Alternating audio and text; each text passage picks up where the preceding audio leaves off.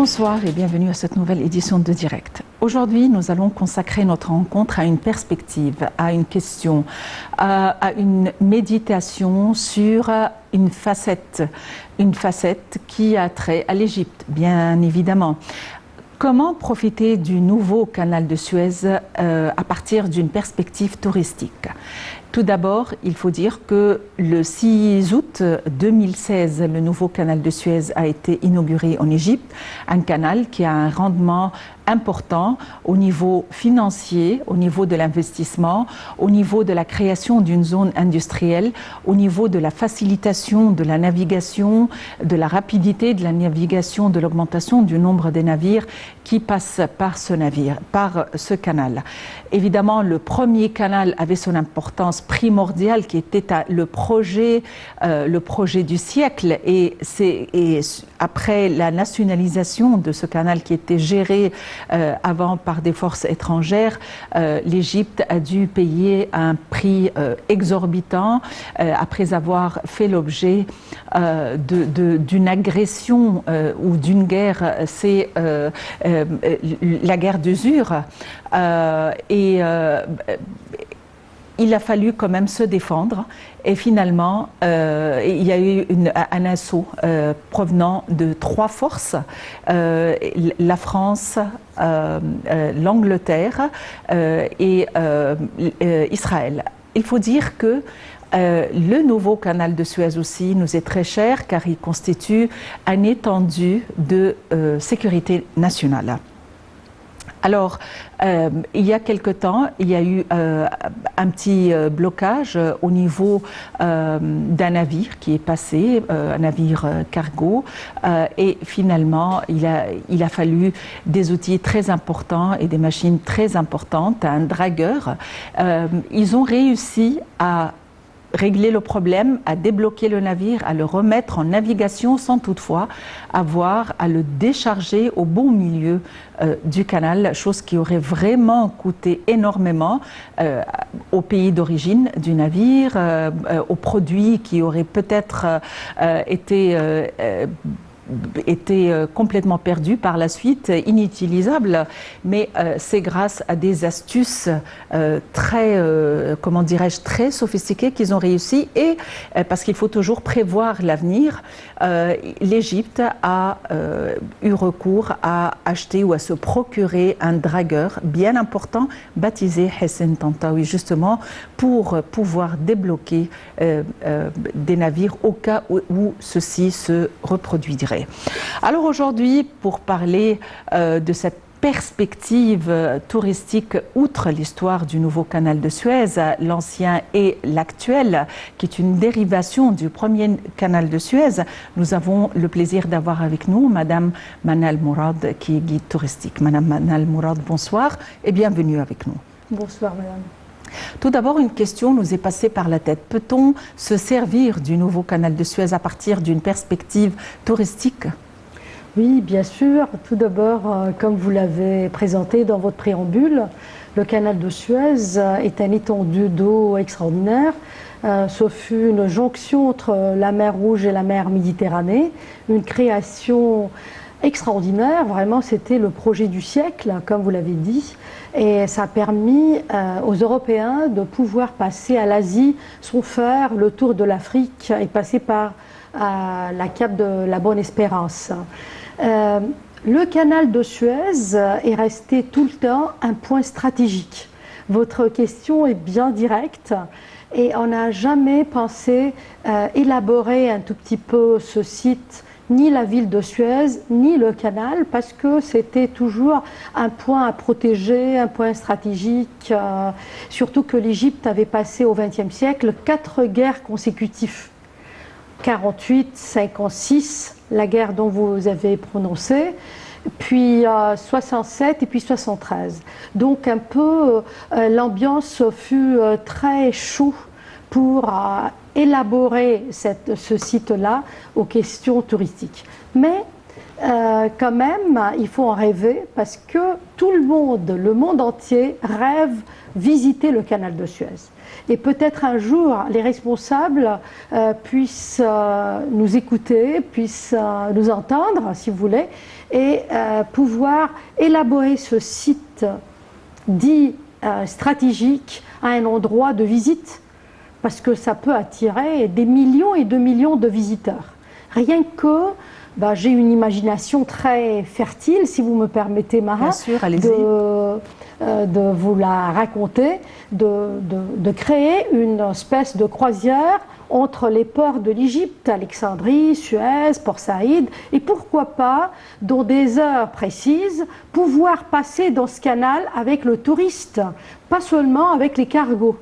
Je sais très bien, je suis bien consciente que le canal de Suez est une source de l'Égypte, c'est la troisième source de l'Égypte sur le plan économique. Je suis bien consciente que son Excellence, notre président ici, avait voulu développer ce canal pour augmenter le nombre de navires, pour augmenter aussi le revenu de ce canal. Je suis consciente, mais on peut aussi le doubler, le tripler, rien que par cette petite idée touristique entre les ports de l'Égypte, Alexandrie, Suez et Port Saïd, et pourquoi pas avoir des croisières de détente, des croisières de découverte. Et l'histoire du canal de Suez est une histoire énorme et bien fertile. Effectivement. Aujourd'hui aussi, j'aimerais parler du tourisme, non seulement à partir de visites, mais à partir de commercialisation, à partir de politique touristique. Comment tenir des foires, comment commercialiser l'Égypte, comment vendre l'Égypte au niveau touristique? Vous savez, c'est une question bien délicate parce que moi je vais vous répondre par mon point de vue personnel et par ce que je touche autour de moi. C'est mon métier depuis 30 ans et je trouve que on n'a pas un secteur de marketing bien élaboré pour bien présenter l'Égypte, pour bien présenter vraiment tous les atouts qu'on connaît. Nous avons une histoire magnifique, pas à comparer avec ni au Proche-Orient ni avec les autres pays. Nous avons des plages magnifiques, nous avons la mer Rouge et la mer Méditerranée, nous avons un tourisme médical, si vous voulez, médicinal. Nous avons toutes sortes de tourisme qu'on peut bien souligner, mais malheureusement on n'arrive pas à souligner comment vendre l'idée de l'Égypte. Bien sûr, ce qu'on a gardé depuis la colonisation, que ce soit anglaise ou autre, c'est le côté touristique, chic, culturel. Ce que j'apprécie énormément, je ne le nie pas, mais quand même, nous avons beaucoup de sources pour pouvoir vendre l'Égypte autrement. Si vous me posez la question comment, il faut toute une organisation bien précise, bien techniquement parlant, savante, pour pouvoir promettre l'Égypte. Eh bien, le canal de Suez est une source évidemment de revenus, comme vous l'avez mentionné. Il a été envisagé de créer une zone industrielle pour attirer des investissements, pour tenir des projets. Vous avez dit qu'on pouvait l'incorporer dans le tourisme de manière à faire des tournées dans le canal de Suez qui est d'une grande renommée. Mais on aimerait aussi profiter de votre présence pour en savoir plus sur, revenir un tout petit peu en arrière et en savoir plus sur l'histoire de la création du canal de Suez. Est-ce qu'on peut récapituler très brièvement? Entendu. Mais vous me permettez, j'ai envie de quand même toucher votre question que vous venez de me poser par rapport à promettre l'Égypte. Vous savez que nous, il faut changer la culture de l'Égyptien. Il faut changer aussi la culture de la mentalité derrière. Voilà, et on peut en revenir si ça vous intéresse. Par rapport à l'histoire, vous savez, on a une histoire magnifique concernant le canal. Le premier qui a voulu lier la mer Rouge avec la mer Méditerranée fut un pharaon. Figurez-vous, c'était en 1860 avant Jésus-Christ, c'était le pharaon Sésostris III. C'était un roi de l'Égypte du Nouvel Empire, de la 12e dynastie. Et pas seulement il a voulu lier les deux mers, mais il a voulu créer un canal est-ouest entre le Nil et la mer Rouge, toujours pour souligner le commerce. Et puis repris à l'époque de Ramsès II, ensuite brièvement, vite fait, à l'époque des Perses, Darius II a voulu quand même, vers les années 500, à élaborer ce canal, que ce soit est-ouest ou le canal jonction entre la mer Rouge et la mer Méditerranée. Et puis le rêve absolu, quand les colonisateurs, et je mentionne les Français, on a la date 1798, quand Bonaparte est venu avec 200 savants pour étudier la faune et la flore de l'Égypte, il est venu à la recherche des traces de ces anciens canaux. Donc l'idée de se creuser un canal fut une idée coloniale, vous savez, et puis capitalistique aussi, c'est-à-dire on va gagner, qu'est-ce qu'on va gagner là-dessus? Et évidemment l'artisan par excellence fut Fernand de Lesseps, qui a convaincu le Khedive Ismaïl pour creuser ce canal en 1830, le commencement. Et parallèlement, il y a eu cette institution économique qui s'appelle l'institution du canal de Suez, pour gérer les actions des actionnaires, entre autres les actions de l'Égypte, les actions de l'Angleterre et la France. Et malheureusement, l'Égypte, avec ses dirigeants de l'époque, a voulu fêter en 1869 l'inauguration du canal de Suez. Toutes les personnalités importantes du monde entier étaient invitées et ça coûtait très cher. Ce fut trop onéreux d'inviter ce monde-là à l'inauguration de cet événement. Et malheureusement, le Khedive Ismaïl était obligé de vendre ses actions à l'Angleterre. Et quel désastre! Mais attention, quelque chose qui ne se dit pas à l'Occident et que j'aimerais bien souligner, cette institution avait comme rôle de gérer le canal de Suez pour 99 ans seulement, entre 1857 jusqu'à 1856. Donc quand la Révolution avait discuté la nationalisation du canal de Suez, ils discutaient 2 ans de gestion. Ils ne discutaient pas du tout le vol du canal de Suez, ni des actionnaires européens, comme c'était un peu les rumeurs de l'époque. Ben, je ne dis pas ça parce que je suis chauvine, bien que je le suis un peu. Je ne le dis pas parce que je suis égyptienne, mais je vous dis une vérité par les documents, les documentations du canal. Oui, ça a été vu comme un vol, comme vous l'avez vu, mais vous l'avez dit, mais en fait, il s'agissait de très peu de temps quand même. Et de gestion. Donc l'Égypte ne méritait pas vraiment cette agression tripartite de la part de 3 nations, justement, et d'entrer dans une guerre pour défendre ses droits, les droits qui sont sur son territoire. Alors, aujourd'hui, l'Égypte a décidé quand même de se préparer au cas où il y aurait quand même un problème quelconque. Il y a quand même des travaux ils avaient besoin de dragueurs.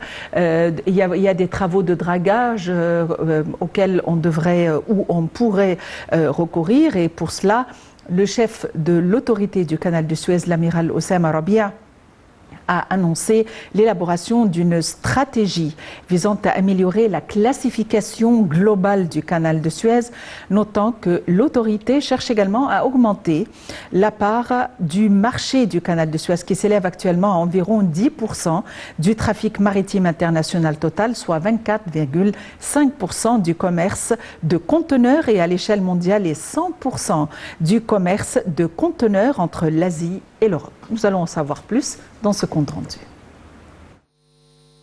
Le chef de l'autorité du canal de Suez, l'amiral Oussama Rabia, a annoncé l'élaboration d'une stratégie visant à améliorer la classification globale du canal.